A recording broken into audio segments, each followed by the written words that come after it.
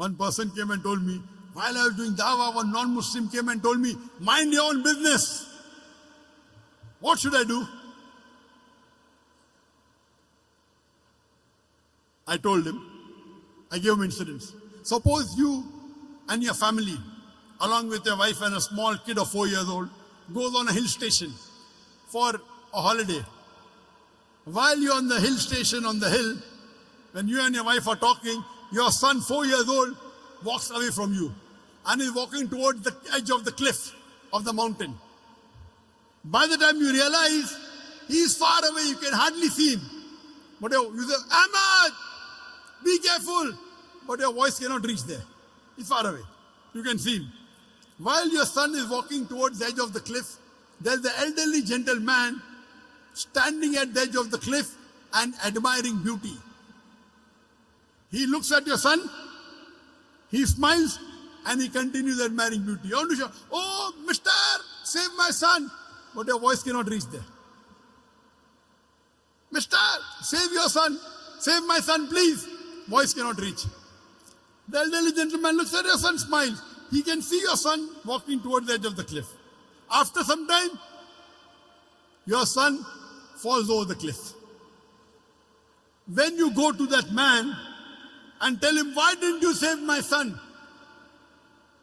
He gives a reply, I was minding my own business. And he's right.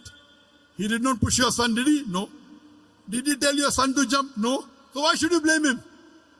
He did not tell your son to jump. He did not push your son. Yet you will blame him and tell him, Allah gave him hikmah. He could have saved my son easily. He didn't even have to take a step forward. He only had to stretch his hand and my son would have been saved. Will you blame him or not? Yes or no? You will tell this person, my son is masoom. 4 years old, he doesn't know. This elderly gentleman could have easily saved him. He says, no, I was minding my own business.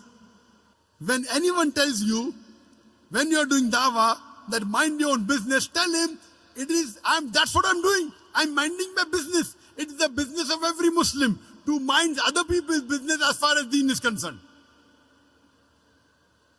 Let me repeat. When anyone tells you mind your own business while doing dawah, tell him, it is the business of every Muslim to mind other people's business as far as deen is concerned. كنتم خير أمة أخرجت للناس تأمرون بالمعروف وتنهون عن المنكر. We are the best of people because we are enjoying what is good and we forbid what is wrong. That is what we are doing. We are doing our duty. We are enjoying the good and forbidding what is wrong. We are doing correct. Why you should feel shy? Why you should be ashamed? Imagine if you have a non-Muslim neighbor and you don't do dawah to him and he dies as a mushrik. On the day of judgment, Allah will ask him, did you accept Islam? He said, no. He said, no one told me. That's right, but didn't you get the message? Allah gives the message himself. He didn't accept Islam. He'll go to hell. Allah will ask you, did you deliver the message to your non-Muslim neighbor? And if you say no, you will follow him.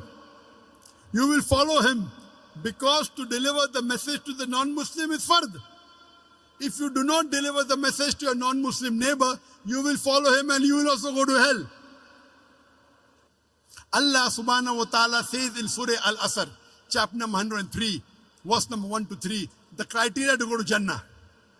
Rahe Nijat, the way to paradise. Allah says, Wal Asr. Innal insana lafi khusr. Illa alladhina amanu wa amilu salihati wa tawasaw bil haqqi wa tawasaw bis sabr. By the token of time, man is verily in a state of loss. Except those who have faith, those who have righteous deed, those who exhort people to truth, and those who exhort people to patience and perseverance. There are minimum 4 criteria required for any human being to go to Jannah. Number 1 is Iman, belief, faith. Number 2, Amal Salihat, righteous deed. Number 3, Watawasaw bil Haq, inviting people to truth, doing dawah and islah. And the 4th, Watawasaw bis Sabr, inviting people to patience and perseverance. There are minimum 4 criteria required for any human being to Jannah. If anyone is missing, under normal circumstances, you shall not enter Jannah. You may be a very good Muslim. You may be praying 5 times a day. You may be having a mark on the forehead. You may be fasting in the month of Ramadan. You may be giving zakat. You may have gone for Hajj. But if you don't do dawah, according to Surah Al-Asr, chapter number 103, verse number 1 to 3, you shall not enter Jannah. You have to pass in all 4 criteria. If you only dawah, also all 4 are important. Iman, righteous deed, dawah and islah, and inviting people to patience and perseverance. If anyone is missing, you shall not enter Jannah. All 4 are required.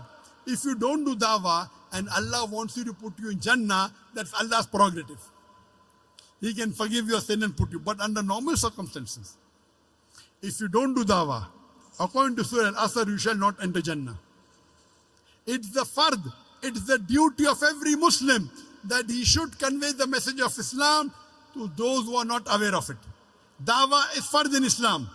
At least a part-time da'i.